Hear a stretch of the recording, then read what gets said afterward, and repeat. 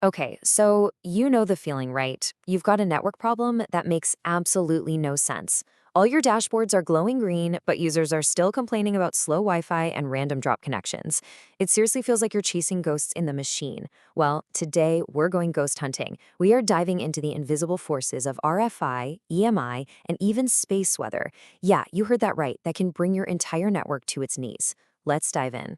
All right, just to give you some context here, what we're covering today is actually part 6 of a 10-part series. We're breaking down a really detailed report called An Introduction to Radio Frequency Interference, or RFI, Electromagnetic Interference, or EMI, and Space Weather for IT Professionals. It's from a group called the RFI Detectives, who are part of Virtualization Options LLC. So they've done all the heavy lifting, and we're here to distill the key takeaways for you as an IT professional. I mean, we've all been there. Users are flooding your inbox saying the Wi-Fi is dropping out, performance is just terrible, and you check every single monitor. You comb through every log file, and everything's green. It's one of those phantom problems with no obvious cause. So the question is, what's really going on? So let's start by unmasking the usual suspects behind these mysterious glitches. We're talking about radio frequency interference, or RFI, and its bigger, broader cousin, electromagnetic interference, also known as EMI. Okay, let's tackle RFI first. The easiest way to wrap your head around this, especially if you come from a wired networking background, is to think of it like this. RFI is to your wireless network what electrical noise is on a copper data cable. It's just unwanted energy flying through the air that messes with your signal. And when that happens, your devices have to retransmit data over and over, which absolutely tanks your network's performance. Now, you've probably heard the term EMI thrown around a lot, sometimes even interchangeably with RFI, but there's a key distinction. Think of EMI as the big parent category. It's the catch-all term for any kind of electromagnetic disturbance that can affect an electrical circuit. We're talking everything from power lines to your office microwave. RFI, on the other hand, is specific to the radio part of the spectrum. So here's the key takeaway. All RFI is a type of EMI, but not all EMI is RFI. And this really breaks it down nicely. EMI is that big picture threat, right? It can mess with both your wired and your wireless systems.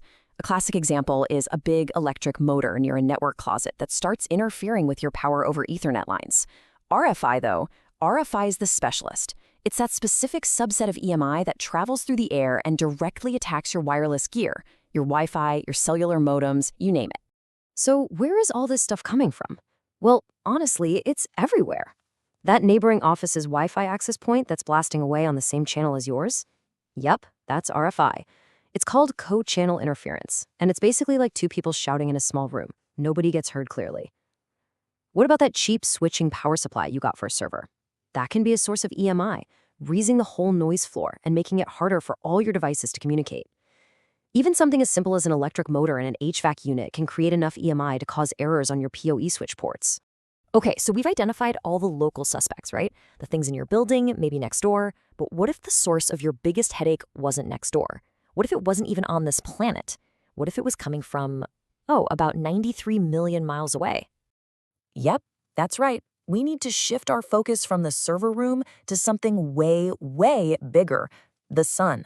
I know, it might sound like something out of a sci-fi movie, but we have to talk about the very real, very tangible threat of space weather. So what is space weather? Well, it refers to all that activity happening on the sun. We're talking solar flares, solar wind, geomagnetic storms, all of which can have a direct impact on our technology here on Earth. And as the RFI Detectives report points out, this is often the least intuitive category of interference for IT pros, but it's also potentially the most devastating, because you just can't shield yourself from it. And this is where the sheer scale of the challenge really hits home. There's a quote in the source material that just nails it. It says, "The source is literally the sun, 93 million miles away, and no amount of local spectrum management can prevent it." Just let that sink in for a second. You can change your Wi-Fi channel all day long, but you can't change the sun. So how does this space stuff actually affect your systems down here on the ground? Well, one of the wildest examples is something called a single event upset, or an SEU.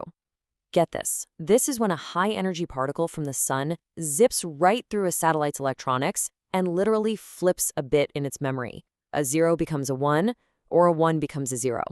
To put that in IT terms, it's basically random cosmic ray-induced memory corruption. It's not a software bug. It's a subatomic particle causing chaos. Oh, and it gets even crazier. These solar storms can cause electrostatic discharges that just fry a satellite's circuits. They can also make the Earth's upper atmosphere expand, creating drag that can literally pull satellites out of their proper orbit. And then there are solar flares, which can cause widespread radio blackouts. Just imagine, your entire data center's time synchronization, which probably relies on GPS, suddenly starts to drift. That's an absolute nightmare scenario for your logs, for financial transactions, for security certificates, everything. So look, the crucial takeaway here is that this isn't just some cool astronomy lesson. This is infrastructure risk management, plain and simple. So let's bring this all back down to earth and talk about what we can actually do about it. How do you go from just being aware of these threats to taking real action? Okay, so you can't control space weather, but you absolutely can monitor it. The number one tool for this is the set of space weather scales from NOAA. The best way to think of these is like the category scale for hurricanes, but for solar events. They rate geomagnetic storms on a G scale, solar radiation storms on an S scale, and radio blackouts on an R scale. This gives you a really quick way to understand the potential impact of whatever is heading our way. So, where do you get this information? You're going to want to bookmark these two sites. First, the NOAA Space Weather Prediction Center, or SWPC. That's your main hub, your go-to for daily forecasts, alerts, and warnings.